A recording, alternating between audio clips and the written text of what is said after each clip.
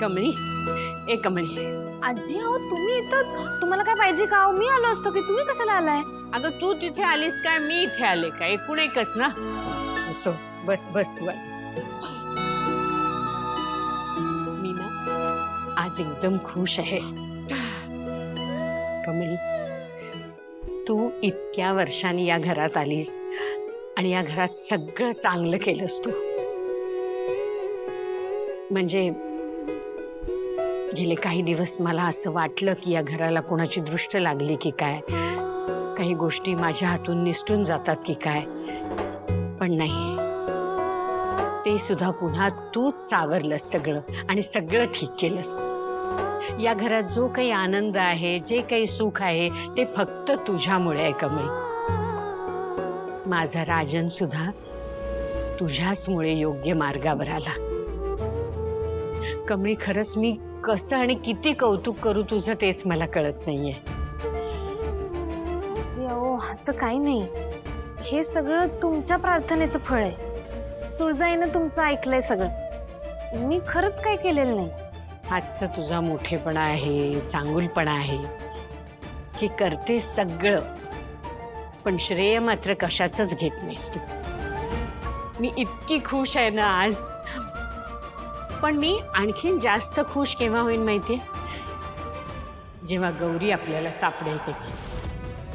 मी तुझ्या आईला शोधतेच आहे, आता आणखीन जोमाने प्रयत्न करणार आहे. गौरी एकदा का या घरात आली ना की आपलं कुटुंब पूर्ण होईल. जी खरं काय झालंय तरी काय, म्हणजे विषय काय आहे? विषय असा आहे की मी नाही, म्हणजे मी ते तुला नंतर सांगेन, मला थोडा वेळ दे. पण हा, तुझ्यासाठी मी काहीतरी भेट आणली आहे, ती घे आणि सांग तुला आवडते का. अहो आजी हे काय, मला नको एवढं कशाला. एवढं कशाला मला नको असं काही म्हणायचं नाही. आजी देते नातीला प्रेमाने, हे काय तुझं, घे बरं. छान आहे ना. आणखीन एक गंमत आहे.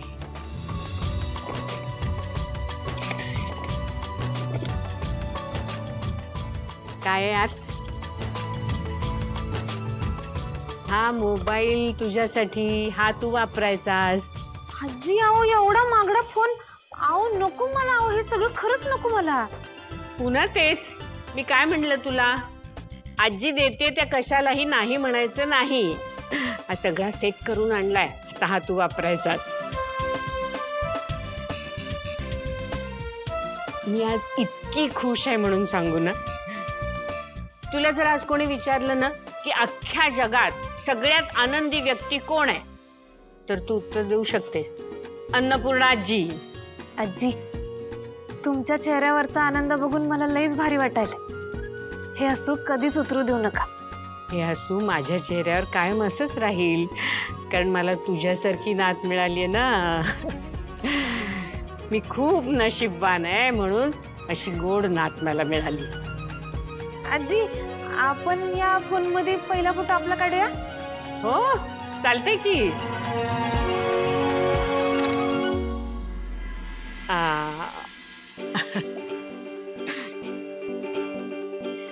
बर कमळी,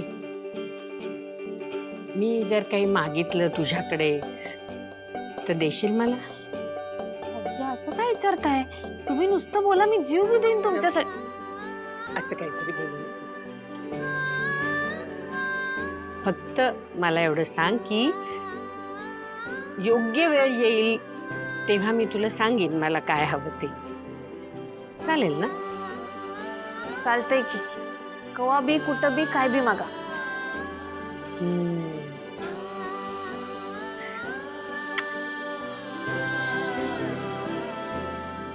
अयो कुंबळे लयच भारी दिसायली. इकडे बघ कुंबळे, हे बघ.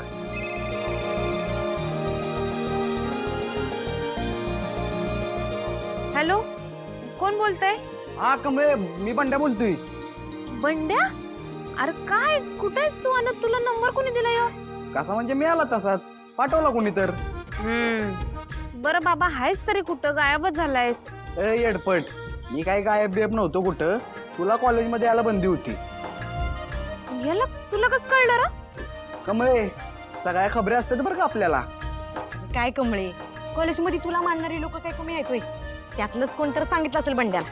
ए बरं बंड्या, ऐका कमळे निंगे, तुम्ही लवकरात लवकर इकडे या, मला भेटायचंय तुम्हाला. म्हणजे तू कॉलेजमध्ये परत आलायस काय? होय आलोय. तुम्ही या पटकन, माझं एक लय महत्वाचं काम आहे तुमच्याकडे. काय रे काय झालं? कसलं महत्वाचं काम? अगं कमळे काय झालं, मी मालकाच्या एका कामाला बाहेर गेलतो आणि येताना एक जबरी आयटम आणलाय. तू ये तरी आधी. बर बर आलो लगेच.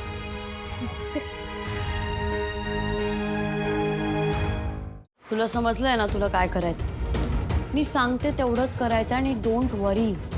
तुझं लास्ट टाइम असणार आहे, लास्ट काम असणार आहे. याच्या पुढे तुला हा लुक करायची काही गरज नाही. अरे हो अनिका, पण ह्या आधीची कामं थोडी सोपी होती, पण हे जरा अवघड आहे. यात काय अवघड आहे? तुला ऑलरेडी माझ्या रूममध्ये लपून बसायचं आहे. नाईट टाइम झाला की तू काम आउट आणि माझ्यावर अटॅक करायचा. त्याच्या आधी पण तू असे कामं केलेले लक्षात आहे ना तुला? जसं की फॉर एक्झाम्पल मॉमच्या गळ्यातनं तो हार चोरणं किंवा मग कॉलेजमध्ये तू डोनेशन बॉक्स चोरणं केलंय. आठवतंय ना? पण आता मला खूप भीती वाटतेय आणि यात रिस्क पण खूप आहे.